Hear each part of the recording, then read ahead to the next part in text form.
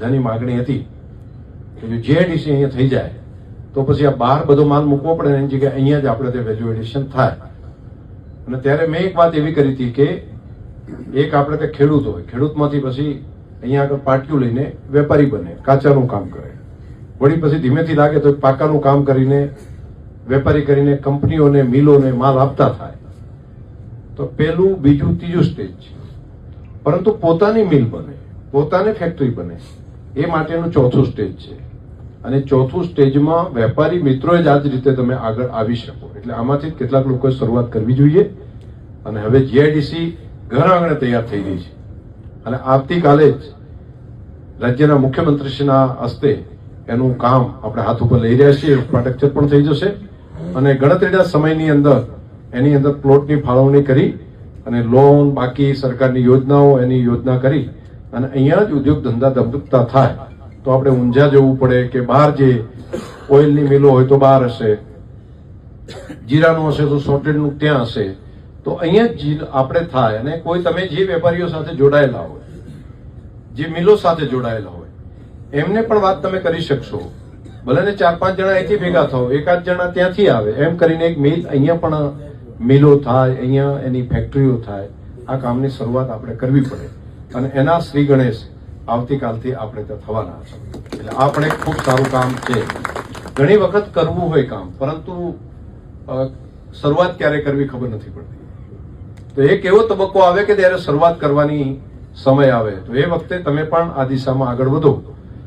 સરકારમાં પણ બહુ વધારે ભાવ છે આપણા તો આમ જમીનોના, તો એના પ્રમાણમાં રિલેક્સેશન કઈ રીતે થઈ શકે એ પ્રમાણે પ્લોટની દુનિયામાં પણ કર્યું છે. તો એક સરળતાથી એક વખત પ્લોટ મળે, તેનું ઇન્ફ્રાસ્ટ્રક્ચર મળી જાય, રોડ, રસ્તા, પાણી, લાઇટ બધું ત્યાં મળી જાય અને મંજૂરીઓ જે એન્વાયરમેન્ટની હોય એ બધી પોલ્યુશનની મળી જાય, તો તમે ફેક્ટરી ચાલુ કરવામાં બહુ તકલીફ ના પડે. અને બેંકોને પણ એની સાથે જોડવાનું અમે આયોજન કરી રહ્યા છીએ. તો ઉદ્યોગ ખાતું, બેંકો અને બધાને ભેગા મળીને આપણે એ કામને પણ આગળ લઈ જવું છે. તો હવે પછીનો તબક્કો આપણો વેપારીમાંથી ઉદ્યોગપતિ બનવા માટેની શરૂઆત એ તમારે જીઆઈડીસી માંથી કરવી પડશે. અને તમે એકલા નહીં હોય, તમારા પડખે અમે ઉભા છીએ. કોઈ પણ જગ્યાએ સરકારની સબસિડી હોય, બીજું ત્રીજું હોય, તો તમને એકલા નહીં પડવા દઈએ. બેંકોની સહાય જ્યાં આપવા જેવું લાગશે ત્યાં પણ બધા સાથે રહીને કરીશું. પરંતુ શરૂઆત કરો અને બધાની શરૂઆત નાનકડી હોય છે. તમે જે દિવસે તમારું દુકાન કરી છે ત્યારે પહેલી શરૂઆત તો નાનકડી હશે, ધીમે ધીમે કરતા મોટા થયા. તો આમાંથી પણ તમે આજે શરૂઆત કરો. આવતી પેઢી એ મોટા ઉદ્યોગપતિ તમારા સંતાનો થઈ શકશે. પણ આપણે આ પેઢીનું આખું કામ છે. એ 2 વર્ષમાં ના થાય, એને 20 વર્ષ સાતત્યપૂર્ણ રીતે તમે આગળ વધારશો તો ધીમે ધીમે બ્રાન્ડ ડેવલપ થશે. અને હું તમને આજે વાત જે કરું છું ખાલી જીઆઈડીસી થાય એના કારણે નથી કહેતો. વેપારી મિત્રો અહીંયા બેઠા છો એટલા માટે તમને કહું છું. આ ઓપોર્ચ્યુનિટી ખેતીના પાકો માટેની આખા રાજસ્થાનમાં કોઈની પાસે નથી. આખું રાજસ્થાન કહું છું, હું ખાલી જોધપુરથી આ બાજુ નથી કહેતો. આખા ગુજરાતમાં નથી, મધ્યપ્રદેશનો ભાગ લઈએ ત્યાં નથી. એવડી મોટી ઓપોર્ચ્યુનિટી આ થરાદ જિલ્લામાં ઊભી થવા જઈ રહી છે. અને હું તમને સમજણ સાથે કહું છું, ફૂડ માટેની સૌથી મોટી ડેફિશિયન્સી હોય તો યુએઈમાં છે અને ત્યાંથી કરીને બાકીના યુરોપની અંદર છે. અહીંથી દુબઈ અને એની આજુબાજુના એરિયામાં ત્યાં ક્યાંય ખેતીનો પાક લગભગ પાકતો નથી. એ બધાને બહારથી લાવીને ખાવું પડે છે. ત્યાં ખેતી નથી થતી, બાકીની વ્યવસ્થા પશુપાલન નથી. એટલે મોટા ભાગનું એ લોકોને સી ફૂડ સિવાયનું બાકી બધું બહારથી જ લાવવું પડે છે. બહારથી કેટલોક ભાગ યુરોપથી પહેલા લાવતા, કેટલોક અમેરિકાથી લાવતા. આજની સિચ્યુએશનમાં સૌથી અનુકૂળ એમને હિન્દુસ્તાન છે. અને જે પ્રમાણે દુબઈના ત્યાંના જે રાજા છે અને ભારતના આપણા દેશના પ્રધાનમંત્રી મોદી સાહેબના બેના સંબંધો અને બંને દેશોના જે પ્રમાણેના સંબંધો, એ પ્રમાણે સૌથી મોટું માર્કેટ અત્યારે યુએઈ થઈ રહ્યું છે. ત્યાંથી આફ્રિકાના દેશોમાં, ત્યાંથી યુરોપના દેશોમાં બધે પહોંચાડી શકાય છે. અને દુબઈને સૌથી નજીક કોઈ સેન્ટર પડતું હોય તો એ ગુજરાત પડે છે. અને ગુજરાતનું આપણું પોર્ટ પડે છે. મુદ્રા પોર્ટથી જાઓ એટલે અહીંથી તમે કલકત્તા જાઓ એના કરતા વહેલા ત્યાં દુબઈ માલ પહોંચાડી શકાય. અને આ બહુ મોટી ઓપોર્ચ્યુનિટી ઊભી થઈ છે.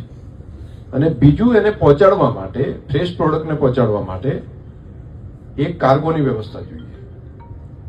હવે કાર્ગો વિમાનથી જ જતું હોય છે. વિમાનથી તો અહીંયા પહોંચાડો એટલે તમે ત્યાં કલકત્તા જાઓ કે દિલ્હી પહોંચો ને પહેલા અહીંયા તમે દુબઈ પહોંચી શકો એ સ્થિતિ છે. આપણે ત્યાં વર્ષભરના સમયમાં લગભગ ટર્મિનલ તૈયાર થઈ જશે. અને અત્યારે જે એરફોર્સનું આપણા થરાદ જિલ્લાની અંદર 3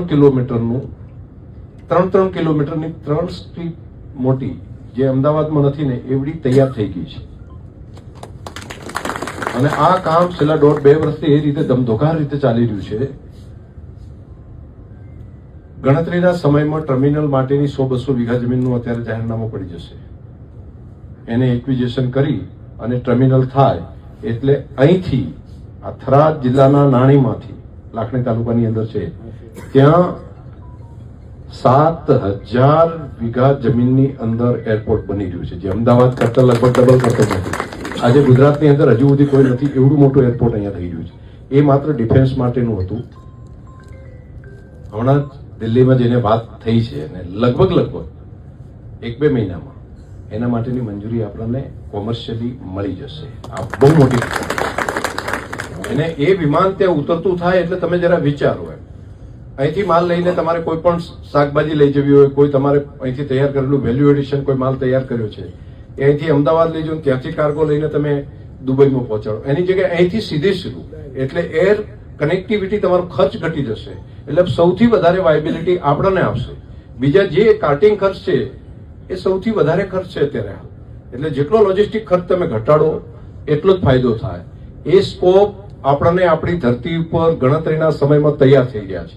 અને એક દ્રષ્ટિ સાથે મેં પ્લાનિંગ કર્યું છે કે એક્સપોર્ટ માટેનું અત્યારે હાલ આપણે કંઈ હોય તો એક્સપોર્ટ ડિપાર્ટમેન્ટ આખું એક્સાઇઝ ડિપાર્ટમેન્ટ એ બધું અહીંયા લાવી દેશું અને એની તૈયારી થઈ ગઈ છે. અહીં તમારે સર્ટિફિકેટ, અહીંયા જ વ્યવસ્થા અને અહીંથી સિક્કો મારીને સીધા એક્સપોર્ટ કરી શકાય. આ સ્કોપ આપણે તે ઉભો થઈ ગયો છે. તમે વિચારો આના કારણે જોધપુરથી કરીને આ આખા બેલ્ટના જેટલી એપીએમસીઓ છે, જેટલા ખેડૂતો છે, જેના વેપારીઓ છે, બધા થરાદ સાથે જોડાશે. આજુબાજુના બધા વેપારીઓ પણ આ એપીએમસી સાથે જોડાશે. અને અહીંની જે જીઆઈડીસી છે એ એગ્રોબેક ઇન્ડસ્ટ્રીઝ આખી બને, આખી દુનિયા બદલાઈ જશે. અને હું તમને અત્યારે કહું છું, તમે ઘણી બાબતોમાં થોડા મોડા જાગો છો. હું પહેલો કહેતો હતો કે આવું થશે, પણ ઘણા સમયસર જાગી જાય છે, આવતી તકને પકડી લે છે.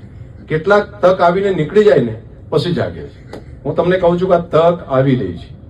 જિલ્લા માટેની વાત કરી હતી, જિલ્લો થઈ ગયો છે.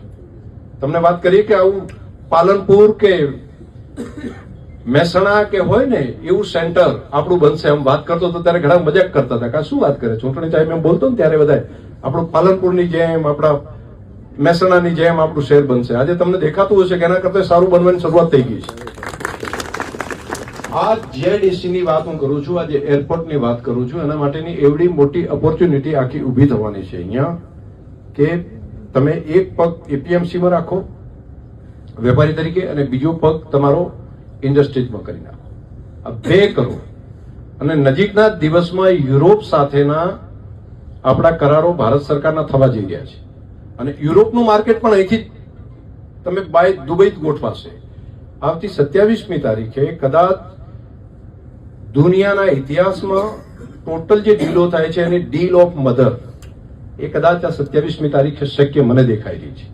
હું જે સમજુ છું, હું જે વિદેશના લોકોને જે પ્રમાણે જોઉં છું ને જે પોલિટિકલી સિનારીઓ જે ચાલી રહ્યો છે એ પ્રમાણે સમજુ છું. એ પ્રમાણે જે અમેરિકાનું જે સ્ટેન્ડ છે અને જે બાકીની યુરોપના દેશોની જે પરિસ્થિતિ છે એના ઉપરથી હું કહું છું કે આ કદાચ 27મી તારીખે આખું યુરોપ એ કદાચ ભારત સાથે જોડાઈ જાય આ રીતે તો નવાઈ ન સમજતા. અને એમાં સૌથી મોટો સ્કોપ જે ઉભો થશે એ આપણને ફૂડ માટેનો થશે, ખેતી બેઝનો થશે, એગ્રીકલ્ચર બેઝ થશે. અને જો આ માર્કેટ જો ઉભો થશે તો આખો સિનારીઓ ચેન્જ થઈ જશે. અને આ બદલાતા સમયમાં આપણે રૂટીન રહેવાની જગ્યાએ એક કદમ આગળ વધવાની તૈયારી તમે બધા કરી રાખો. અને આમાં થરાદનો રોલ ખૂબ મોટો હશે. હું તમને કહું છું, થરાદની જીઆઈડીસી, થરાદનું એક્સપોર્ટ માટેનું સેન્ટર, થરાદના વેપારીઓ. બાકી તમે અત્યારે નાનકડું ઊંઝાની માર્કેટ આપણને છે તો પણ લાગે છે કે ઊંઝા કેવડું મોટું છે. હું એનાથી અનેક ગણું આ જોઈ રહ્યો છું. હું અત્યારે અને જોઈ રહ્યો છું નજર સામે કે ઊંઝા કરતા ઘણું મોટું સેન્ટર એક્સપોર્ટ માટેનું એ આપણું થરાદ ગણતરીના સમયમાં ઉભું થશે. અને આ સ્કોપમાં તમે આ રીતની તૈયારીઓ પણ બધા ભેગા મળીને કરો. અને તમને બધાને આ કહું છું એટલે ખાલી સપનું દેખાઈને છોડી દઈશ એવું નહીં કરું. તમારે પડકે ઉભો રહેશે, જ્યાં પણ મુશ્કેલી છે, જ્યાં જરૂર હશે ત્યાં ઉભો રહેશે. આગળ વધો બધા. અને આગળ વધવા માટેના અમુક સમય હોય છે જીવનની અંદર. આખું જીવન આગળ નથી વધી શકાતું. જીવનમાં કેટલાક દશકા એવા આવતા હોય કે જેની અંદર આપણને આખી પેઢીઓ આગળ વધે. નિરમાવાળા કઈ રીતે આગળ વધ્યા હશે તમે જુઓ ને. તમને એમ લાગે કે મોટા કઈ રીતે, કેમ આ ગૌતમભાઈ આવીને બેઠા રહ્યો તો શું થોડું, તો એમની એક દુકાન ચાલતી હોય, એ જ હોત ને એમના બાપાને બધા બેઠા રહ્યો તો આજે ભારતના સૌથી મોટા ઇન્ડસ્ટ્રીયલિસ્ટ કઈ રીતે વધી શક્યા. એકાદ વખત તો કોઈએ શરૂઆત કરવી પડે. એકાદ વખત શરૂઆત કરો. અને જયારે સંજોગ હોય અને સતાય જો આપણે એમને બેઠા રહીએ, ના ના આપણે તો આ દુકાન બરાબર છે, આપણે તો આટલું ઘણું, તો એનાથી તમે આગળ વધીને વિચારવાનું ચાલુ કરો. ખૂબ સરસ થશે. બીજું ઘણું કામો છે, ઘણા કામો. કાલે બીજું એક કામ માનનીય મુખ્યમંત્રીશ્રીના હસ્તે થઈ રહ્યું છે. એક જિલ્લો ડિક્લેર થાય, ડિક્લેર થયા પછી સ્ટાફ ક્યારે આવે, સ્ટાફ આવે મેં તો જોયા છે ઘણા જિલ્લા, અને એના વર્ષો લાગી જાય, 5-5, 7-7 વર્ષે તો મેકમ આવે. પણ આવતીકાલે કલેક્ટર ઓફિસનું ભૂમિપૂજન એ કાલે છે. આવતીકાલે એની બજેટની જોગવાઈઓ હજુ હવે થશે. સમજાય છે તમને? વહીવટી મંજૂરી અને એ બધું હવે થશે. જે લોકો સમજતા હશે ધ્યાનમાં હશે બધાને. નાણાકીય કદાચ જોગવાઈ આ બજેટ થાય છે માર્ચ મહિનામાં એમાં થશે, પરંતુ એનું ભૂમિપૂજન માન્ય મુખ્યમંત્રીશ્રીના હસ્તે આવતીકાલે થવા જોઈએ. એટલે કેટલો ભરોસો હશે કે જેટલા કરોડો રૂપિયા થશે એ બજેટ મંજૂર થઈ જશે. અને એટલા માટે માન્ય મુખ્યમંત્રીશ્રી એડવાન્સમાં આવીને ભૂમિપૂજન ત્યાં આગળ કરે છે. ને આખી જમીન એક્વિઝિશન બધું તૈયાર થઈ ગયું ને આવતીકાલે એ પણ કામ થાય છે. અહીંયા સરસ મજાની ગૌ માતાની એક પ્રતિમા પણ આપણા થરાદમાં કોઈ આવે તો પેલું સુકન ગૌ માતાનું થાય. એટલે આરસની સરસ પ્રતિમા છે એ પણ મુખ્યમંત્રીશ્રીના હસ્તે ત્યાં થશે. સાંજના સમયે ગવર્નર સાહેબ અને માન્ય મુખ્યમંત્રીશ્રી બંને 8 ઓમનો કાર્યક્રમ કરશે, જે રાજભવનમાં થાય છે, જેમાં જજો, સચિવો અને બાકી બિઝનેસની દુનિયાના લોકો એ બધા ગાંધીનગરમાં રાજભવનમાં થતો હોય. એ 8 ઓમનો કાર્યક્રમ કાલે સાંજે અહીંયા છે, આપણા થરાદમાં છે. એટલે એ પણ એક બહુ મોટી આખી ઘટના છે આપણા માટે. આપણા જીવનમાં કદાચ 8 ઓમનો કાર્યક્રમ જોવા મળે કે કેમ બધાને, આપણી પેઢીને કદાચ આવો કાર્યક્રમ બીજી વખત જોવા મળે કે કેમ એ મને ખબર નથી. કદાચ જેને અમારે 50 ઉપરના અનાજે થઈ ગયા એના માટે તો થોડું કાઠું કદાચ પડે, પરંતુ કદાચ બીજા માટે નવી પેઢીને કદાચ મોકો મળી પણ જાય આ રીતનો. પરંતુ આ એક અદભુત લાવો આપણા જીવનનો આપણા આંગણે આવ્યો છે. અને આને આપણે ખાલી કાર્યક્રમ ઉજવીને પૂરો નથી કરવા માંગતા. વિકાસની ગતિને તેજ બળ મળે એ માટે આનો ઉપયોગ કરી લેવો. અને આ આટલેથી નહીં અટકે. આવતીકાલે આ ખાતમુહૂર્ત, લોકાર્પણ એ બધા તો થશે જિલ્લાભરના, પરંતુ નવા પણ કેટલાક સપના વિચારી રાખ્યા છે. અને એ પણ માન્ય મુખ્યમંત્રીશ્રી આવે છે, એમની પાસે એમની ટીમ આવે છે, સચિવો આવે છે, એમને લઈને એક આપણું થરાદ એક જિલ્લો એવો હોય દેશની અંદર કે જેની અંદર બધી ખુશીઓ હોય, જેની અંદર કાયદો અને વ્યવસ્થા એવું મજબૂત હોય કે નિર્ભયતાથી કોઈ પણ માણસ સહજતાથી જીવી શકે. અને જે નિર્ભયતા આવતી હોય છે ત્યાં જ વિકાસ થતો હોય છે. કોઈનો ડર કોઈને ના હોય, દરેકને એમ લાગે કે હું નિર્ભયતાથી જીવી શકું છું. એ પ્રમાણનું એન્વાયરમેન્ટ જયારે બનતું હોય ત્યારે જ વિકાસ આવતો હોય છે. તો એના માટેના પણ ઘણું બધું એક આયોજન કર્યું છે. શરૂઆત તો થઈ છે, પરંતુ હજુ ઘણું સારું થશે. બાકી પણ શિક્ષણની બાબતમાં ઘણું કામ કરવાનું છે. એજ્યુકેશનના ઇન્સ્ટિટ્યૂટ એવા મૂકવા પડે કે અહીંથી કોઈ પોતાના બાળકોને ભણાવવા માટે અમદાવાદ ના જાય, તો અમદાવાદ જઈને ભણાવવું, પાલનપુર જઈને ભણાવવું, એના બદલે થરાદમાં જ બધી વ્યવસ્થાઓ, એવા શિક્ષણના સંકુલો ઉભા કરવા કે થરાદમાં જ કામ થઈ જાય. એટલે આપણા નવી પેઢીને બહાર જવાની જરૂર ના પડે. બહાર જવાના કારણો 2 છે મેં જે જોયા એ પ્રમાણે. એક શિક્ષણ, અને બીજું મહિલાઓને ઘરેથી બહાર જવાનું મળતું નથી. એટલે પછી એ બાને કહેતા હેડો આપણે પાલનપુર રહેવા જઈએ. તો અહીંયા પણ થોડા એના બગીચા પણ એવા હોય, ગાર્ડન પણ એવા હોય, સરોવર એવા બનાવીએ કે સવાર સાંજ મા બાપ દાદા દાદી સાથે બાળકોને લઈને ત્યાં જઈ શકે. એને ઘરેથી ઘડે કાંટો મારવો હોય ને તો એ ઘરમાંથી બહાર જઈને એ પોતે જાય, ત્યાં આગળ મળી શકે. મંદિરો હોય તો એની આજુબાજુની પણ વાતાવરણ એ ટાઈપનું બનાવવું. તો બધી સુવિધા સાથેનો વિચાર કર્યો છે. એક ખાલી આમ એક જ ખાલી પૈસા કમાવ એવું નહીં, આમ એનું હેપીનેસ પણ થાય, જીવન પણ હોય, એનું જીવન ધોરણ પણ ઊંચું થાય. તો એ રીતે એક આપણું સરસ સેન્ટર તૈયાર થઈ રહ્યું છે. વેપારી મિત્રોનો મારે આભાર માનવો પડે કે ચૂંટણીમાં હું તો હાવ અજાણ્યો હતો અને તોય તમે ખૂબ મદદ કરી બધાએ. શેઠ ને પરબતભાઈ સાહેબ ને બધાએ તમને અપીલ કરી, વિનંતી કરી બધાએ, અને તમે આ વાતને માન્યા. અને એ વાત માનીને, નહીતર મારે તો કેટલાક મિત્રોને ઓળખાણ હતી, બાકી ઘણા બધાને તો પરિચય પણ નહોતો, પરંતુ તોય તમે ભરોસો રાખ્યો, અને ભરોસો એવા વાતાવરણમાં રાખ્યો. બહુ કાઠું હતું, મને સમજણ પડે. કેમ કે એક બાજુ હું ચૂંટણી લડતો હોય, બિલકુલ નવો માણસ હોઉં, ઓળખાણ સીધી હોય નહીં, અને સામે પ્રચાર પાછો એવો ચાલતો હતો કે આ તો જીતીને જતા રહેશે, પછી ગોતવા ક્યાં જશે. એટલે પછી મનમાં થાય ને કે મારું બધું આ જીતીને આખો ધારાસભ્ય જતો રહે, હારી જાય તો ના આવે, જીતે તો જતો રહે, તો પછી આપણે શું, આપણે ક્યાં ના રહેશે. તો આવા વાતાવરણમાં પણ તમે જે ભરોસો રાખ્યો ને, એ વાત હું સમજી શકું છું. એ ભરોસાની કેટલી મોટી કિંમત હોય, કેટલું મોટું જોખમ હોય, અને જોખમ ખેડીને પણ તમે વાત એ કેમ કીધું કે નહીં, આપણું ભવિષ્ય કંઈક ઉજળું થશે, આપણા માટે આ માણસ મહેનત કરશે, આ બોલે છે એની વાતમાં કંઈક સચ્ચાઈ લાગે છે, એવું બધું ભેગું મળીને તમે જે મદદ કરી એના માટે આભાર. અને છેલ્લા દિવસોમાં તો તમે શેખ ગામડે ગામડે પહોંચી ગયા હતા, મતદાન કરાવવું, જવું, બધાએ ગામની ફાળવણી પણ બધાએ કરીને ખૂબ સરસ મહેનત બધાએ કરી હતી. એ માટે પણ તમારો હૃદયથી ખૂબ ખૂબ આભાર અને ધન્યવાદ. અને આજનો આ મને જે મોકો આપ્યો, આમ તમારે ત્યાં રોટલા કાયમ અમે ખાઈએ, પણ એકાદ દાડો અમારા મહેમાન થાવ, એવો જે મનનો ભાવ હતો. અહીં આગળ જે આ મોકો આપવા માટે હું ચેરમેન શ્રી અને એમની સમગ્ર ટીમને, શૈલેષભાઈ શેઠને અને એમની સમગ્ર ટીમનો હું આભાર માનીશ કે મને આ રીતે તમને મળવા માટેનો જે મોકો આપ્યો, તે બદલ પણ તમારો આભાર. અને હવે એક નિમંત્રણ ફરી આપું છું તમને બધાને કે વિધાનસભા જોવા માટે હાગમટે એક દાડો આવો બધા.